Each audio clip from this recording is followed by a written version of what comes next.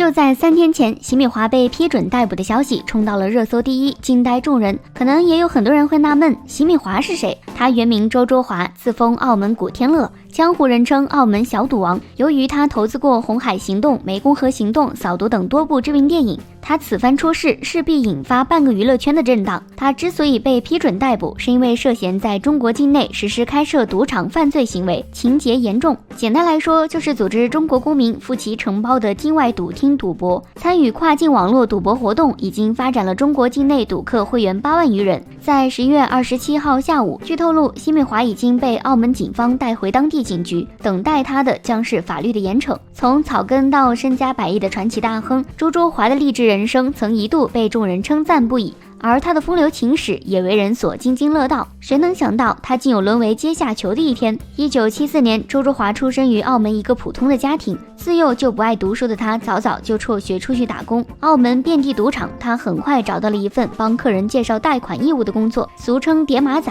周卓华的眼睛不大，又常常笑眯眯的，神似当年热播剧《城市故事》里的席米华，大家便开始这样称呼周卓华。谁也没想到，日后的席米华在澳门成了一个响当当的名字。由于头脑灵活，手脚麻利，席米华很快就赚到了人生的第一桶金，也受到了澳门教父尹国驹的赏识，收他为徒孙。有了尹国驹这个靠山，席米华如鱼得水，昔日小小的叠马仔事业开始有了转机。1998年5月，尹国驹锒铛入狱，席米华不但没有受到牵连，还接手了部分他的生意。就在这时，赌王何鸿燊四太梁安琪向席米华抛来了橄榄枝。梁安琪看中了席米华的才华，而席米华也想攀上梁安琪这个高枝，于是二人联手实现双赢。在梁安琪的帮助下，席米华迅速扩张商业版图，承包了何家大大小小多个赌厅。澳门有200多家博彩公司，席米华占据了70%的叠码业务。2007年，席米华又成立了太阳城集团，开始涉足餐饮、娱乐、地产、酒店、金融、影视等多个领域。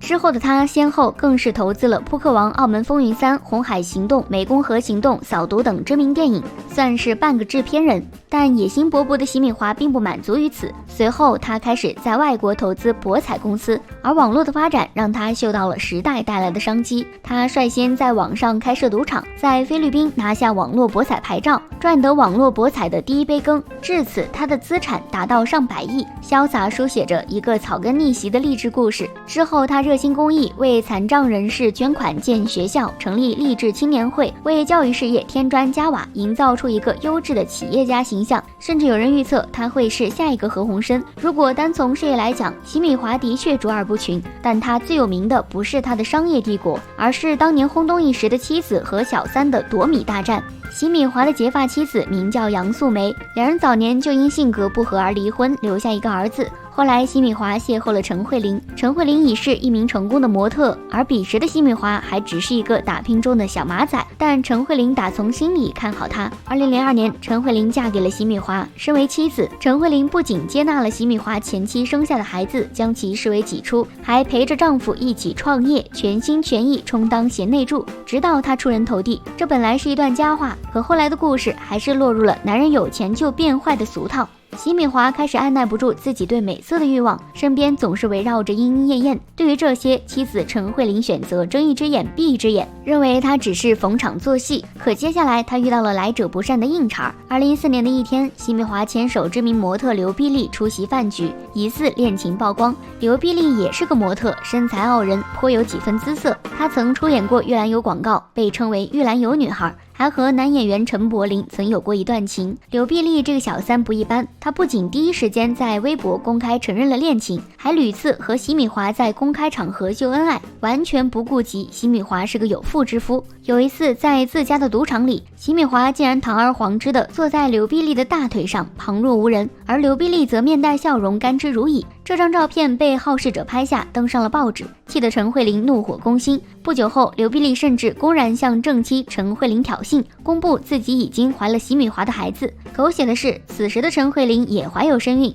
2015年5月20日，刘碧丽生下一个儿子，仅10天后，陈慧琳的女儿出生。席米华一下子儿女双全，坐享其人之福。虽然席米华一直对外宣称周太太永远只有一个，但并没有停止对刘碧丽的宠幸，香车、宝马、金银珠宝接连送至美人怀抱，陈慧琳心灰意冷。2015年12月18日，她在社交媒体宣布已经与席米华签下了离婚协议书，为13年婚姻画下句号。媒体称此一役，小三取得了阶段性胜利。离开了席米华的陈慧琳积极经营自己的生意，日子过得有声有色。而这一厢为了争宠，刘碧丽5年生下3个孩子，但因为周家人的强烈反对，尽管她使尽浑身解数，还是没有如愿嫁入豪门。而席米华也决定痛改前非，回归家庭，极力挽回妻子的芳心。也许是还念及旧情，又或许被席米华的悔过之心打动，最终陈慧琳再一次选择忍辱负重，撤回了离婚申请。据传刘碧丽拿着3亿分手费黯然退场，如今席米华被捕，陈慧琳多少会受到牵连，刘碧丽则全身而退。此外更是有人称，神秘网友给陈慧琳留言，几个月前就给她私信提醒了，而陈慧琳则看起来有点懵，回复道没有收到任何信息，不知道在哪里看，不太会用这个软件。